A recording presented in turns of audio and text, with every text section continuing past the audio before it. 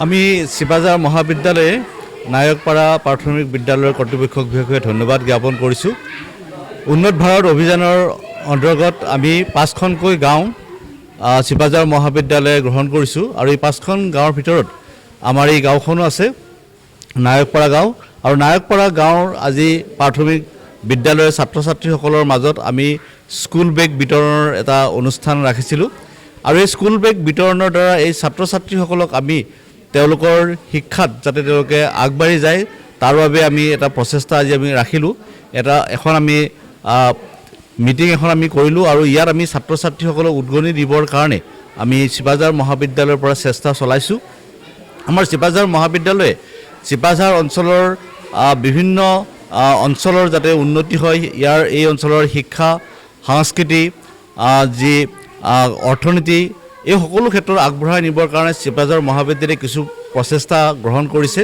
আৰু এই প্ৰচেষ্টাবিলাকৰ ভিতৰত আমাৰ এই উন্নত ভাৰত অভিযানৰ প্ৰচেষ্টাটো আছে আৰু তাৰ উপৰিও আমি চিপাঝাৰ মহাবিদ্যালয়ে কিছু ছ'চাইটি আমি প্ৰতিষ্ঠা কৰিছোঁ। এই ছ'চাইটিসমূহৰ ভিতৰত আমাৰ উল্লেখযোগ্য এটি ছ'চাইটি হ'ল উদ্দীপনা ছ'চাইটি ফৰ চাইল্ড এডুকেশ্যন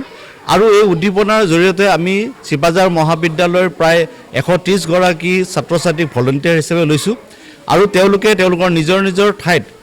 এই চৰকাৰী বিদ্যালয় প্ৰাইমাৰী খণ্ডৰ ছাত্ৰ ছাত্ৰী তেওঁলোকে গ্ৰহণ কৰিছে আৰু সপ্তাহত দুদিনকৈ তেওঁলোকে ভলণ্টিয়াৰলি পঢ়ায়। গতিকে এনেদৰে আমি চৰকাৰী বিদ্যালয়বিলাকৰ উন্নতিৰ কাৰণে আমাৰ মহাবিদ্যালয়ৰ পৰা এই ব্যৱস্থা লৈছোঁ। ইয়াৰ উপৰিও আমি চিপাঝাৰ অঞ্চলৰ আৰ্থ সামাজিক সাংস্কৃতিক এই সকলো ক্ষেত্ৰত যদি আগবঢ়াই নিব পাৰোঁ তাৰ কাৰণে আমি এটি ৰিচাৰ্চ ছ'চাইটি খুলিছোঁ আৰু এই ৰিচাৰ্চ ছ'চাইটিৰ আমাৰ শিক্ষক শিক্ষয়িত্ৰীসকলে এই অঞ্চলৰ বিভিন্ন যিসমূহ সমস্যা আছে এই সমস্যাবিলাকৰ ওপৰত বা এই বিভিন্ন বিষয়বিলাকৰ ওপৰত তেওঁলোকে গৱেষণা ইতিমধ্যে আৰম্ভ কৰিছে। তাৰ লগে লগে আমি এই চিপাঝাৰ অঞ্চল বা দৰঙৰ যি সংস্কৃতি আছে এই সংস্কৃতিৰ ওপৰতো এটি পাঠ্যক্ৰম আমি এবছৰীয়া চাৰ্টিফিকেট পাঠ্যক্ৰম আমি আৰম্ভ কৰিবৰ কাৰণে চিন্তা চৰ্চা কৰিছোঁ। গতিকে এনেদৰে আমি এই গোটেই অঞ্চলটোত যাতে এটা সৰ্বাংগীন উন্নতি হয় তাৰ বাবে চিপাঝাৰ মহাবিদ্যালয়ে এটি গুৰুত্বপূৰ্ণ পদক্ষেপ ল'ব বিচাৰিছোঁ আৰু চিপাঝাৰ মহাবিদ্যালয়ে যাতে এই চিপাঝাৰ অঞ্চলটোক আগবঢ়াই নিয়াৰ ক্ষেত্ৰত এটি বিশেষ অগ্ৰণী ভূমিকা গ্ৰহণ কৰিব পাৰে তাৰ বাবে আমি চেষ্টা ৰাখিছোঁ আৰু ভৱিষ্যতলৈ এই চেষ্টা অব্যাহত ৰাখিম বুলি আমি আশা ৰাখিছোঁ। ধন্যবাদ।